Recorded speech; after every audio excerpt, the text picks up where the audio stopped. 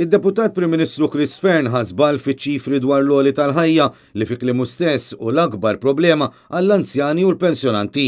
Dan kif meta mistoqsi minn Net News u qal li wara sentejn mill-aħħar elezzjoni mirbuħa mill-Partit Suppost Soċjalista l-għoli tal-ħajja fuq l-ikel kien ta' 3.5%. Issa, sentej wara l-aħħar elezzjoni l-erbaħ aħna, l-għoli ta' ħajja fuq l-ikel huwa ta' 3.5%. Dawn huma l-affarijiet li l-aktar il-pensjonanti jonfu flus fuqhom. Iżda hawn id-Deputat Prim Ministru kien żbaljat ferm għax l-aħħar ċifri tal-Uffiċċju Nazzjonali tal-Istatistika l-NSO juru li l-għoli tal-ħajja fuq l-ikel kien ta' 4.8% għax-xahar ta' Marzu li għadda.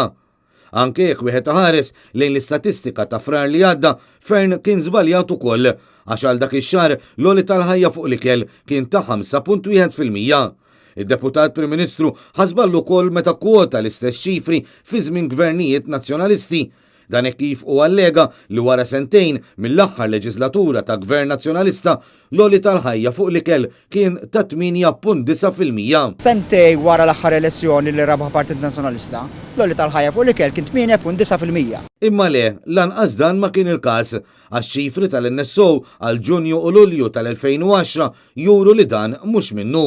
Minnaħa l-oħra u minkejja li għaddew 6 snin minn meta l-Partit Laburista wiegħed li se jibgħat il-mediċini fid-djar tal-anzjani tagħna, id-Deputat Prim Ministru li wkoll il-Ministru tas-Saħħa ħassu sodisfatt li hemm biss 1000 anzjan li qed igawdu minn dan is-servizz. Aħna llum l-ispeżerija għandna u d-dar għandna 1000 anzjan li jiġibu l-mediċini dar kif konna wedna aħna. Qabel l-elezzjoni ġenerali tal-2013, il-weda numru 30 tal-programm elettorali tal-Partit Laburista kienet tajtek.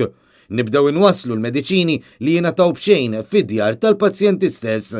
Iżda llum 6 snin wara dik il-weda ewlenija, il-Ministru tas-Saħħa iħossu sodisfatt li s'issa baqgħu biss 1000 l-anzjani li jingħataw dan is-servizz.